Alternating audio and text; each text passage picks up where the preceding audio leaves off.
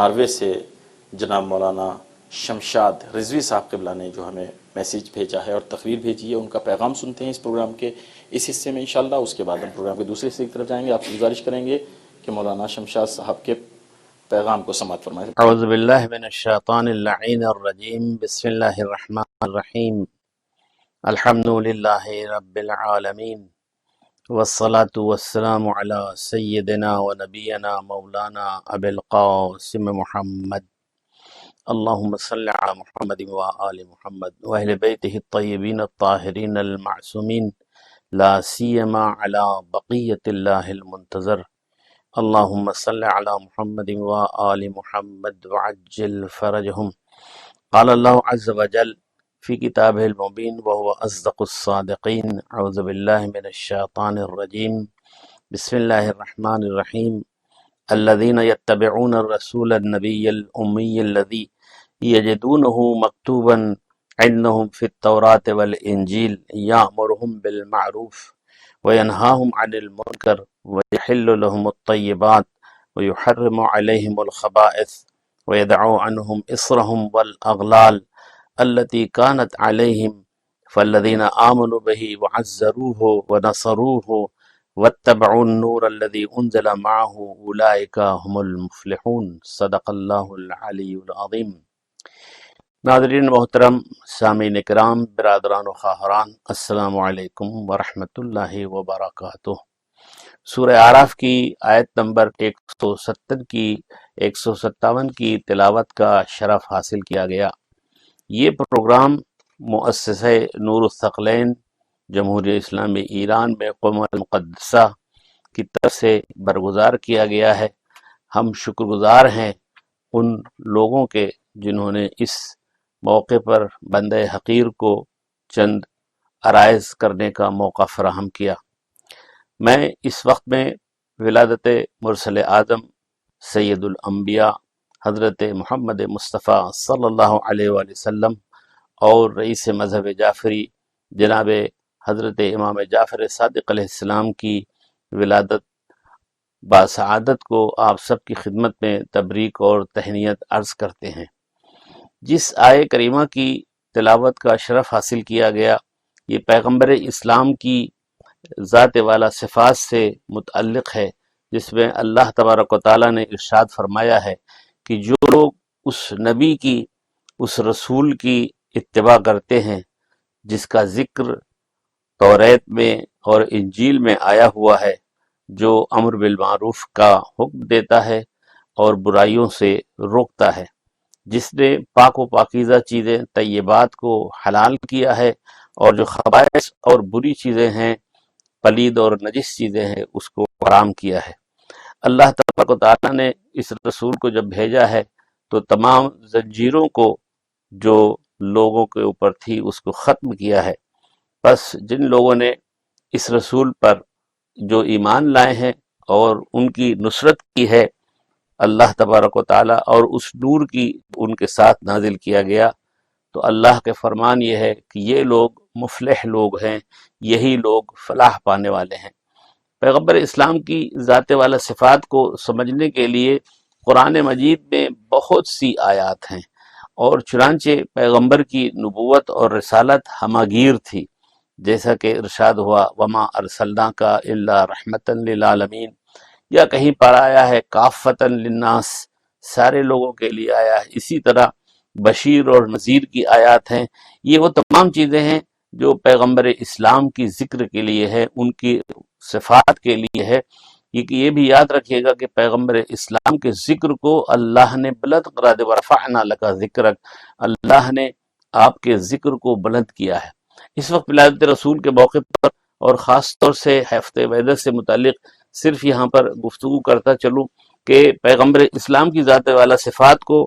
نبوت کے سلسلے میں اور اس بارے میں جو آیت کی تلاوت کا شرف حاصل ہوا ہے، اس سلسلے میں 5 اہم چیزیں ہیں جس کے بارے میں ہمیں غور کرنا ہے۔ ایک تو لفظ امی ہے۔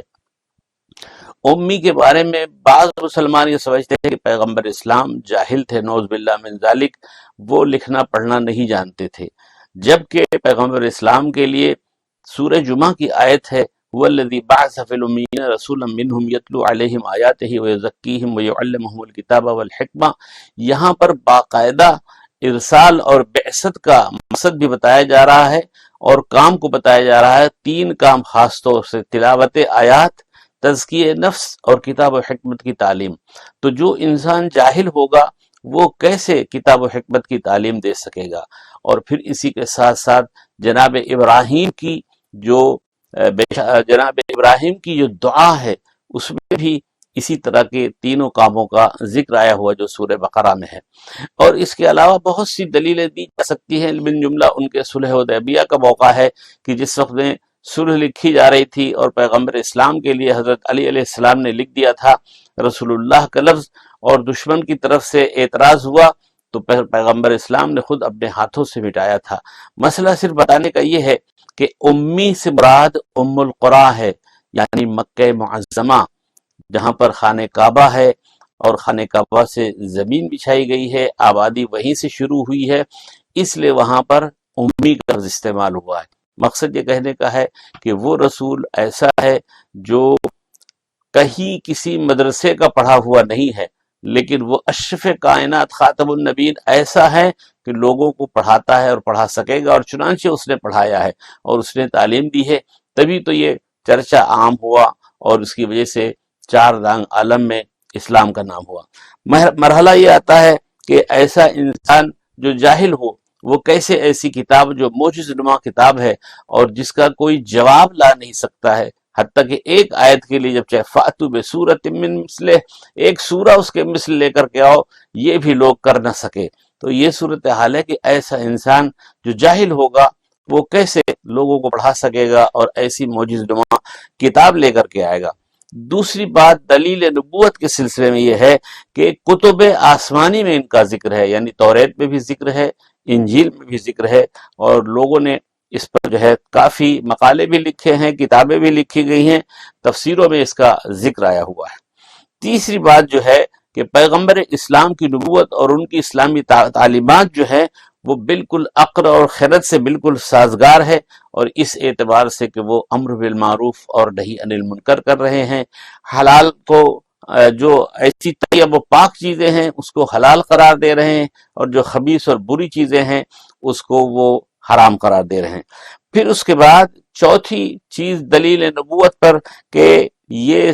طبع سلیم کے مطابق اور فطرت سے ہم آہنگ ہے۔ یہاں پر یہ بھی دیکھنا ہے کہ ایسا رسول جو آیا ہے اس نے فطرت اسلامی کے لحاظ سے، فطرت انسان کے اعتبار سے اس نے پیغام دیا ہے یا نہیں، یا اس کا دین، اس کا اسلام فطرت کے مطابق ہے کہ نہیں۔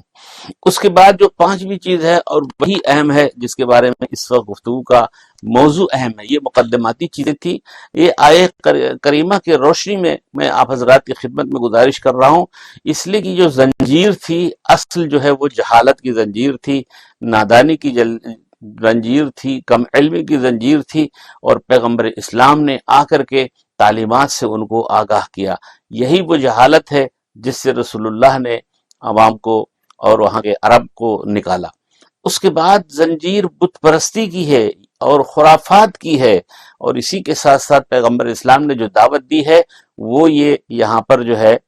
خاص ہے۔ پھر اسی کے ساتھ ساتھ نجات اور نسل پرستی کی تبعیض کے خلاف ہے۔ میں اپنی گفتگو کو مختصر کرتے ہوئے صرف یہاں پر بتاتا چلوں کہ ہفتہ وحدت ہے، یہاں پر مسلمانوں کے لیے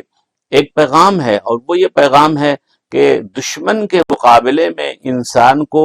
کھڑا ہونا چاہیے۔ یہ نہیں ہے کہ برادران اہل سنت ہاتھ کھول کر کے نماز پڑھنے لگے یا برادران شیعہ ہاتھ باندھ کے نماز پڑھنے لگے۔ امام خمینی نے اس موضوع پر یہ کہا ہے کہ تم ہاتھ کھولنے اور باندھنے کے چکر میں پڑے ہو، دشمن تمہارے ہاتھ کاٹنا چاہتا ہے۔ ایسے موقع کے اوپر مسلمانوں کو تمام چیزوں سے بالا ہو کر کے پیغمبر اسلام کی ولادت کی تاریخ جو 17 ربیع الاول ہے شیعوں کے نزدیک، اور 12 ربیع الاول جو برادران اہل سنت کے نزدیک ہے، اس کے لحاظ سے ہمیں مل جل کر کے پیغمبر اسلام کی سیرت پر عمل کرتے ہوئے دنیا اسلام کے لیے کام کرنا چاہیے، دشمن کے مقابلے میں ہمیں کھڑا ہونا چاہیے، اور خاص طور سے یہ پیغام جو پیغمبر اسلام کا ہے اس اعتبار سے ہم لوگوں کو آگے بڑھنا چاہیے۔ اور اسی لیے اللہ تبارک و تعالیٰ نے کہا ہے کہ جس نے رسول کا ساتھ دیا، جن کی ان کی عزت کی، جنہوں نے ان کی مدد کی، اور وہ نور جو ان کے ساتھ نازل ہوا، یہ لوگ کام کرنے والے ہی فلاح پانے والے ہیں۔ ہمارے پاس جو وقت ہے اسی کے اعتبار سے گفتگو کو میں نے شروع کیا، اور میں یہ چاہتا ہوں کہ اس وقت میں ہم جو ہے زیادہ سے زیادہ مل کر کے پیغمبر اسلام کی سیرت طیبہ پر عمل کریں اور دوسروں تک پیغام پہنچائیں، تاکہ ہم اسلام کی طرف ان کو جلب کر سکیں۔ وآخر دعوانا ان الحمدللہ رب العالمین، والسلام علیکم ورحمۃ اللہ وبرکاتہ۔ اللهم صل على محمد وآل محمد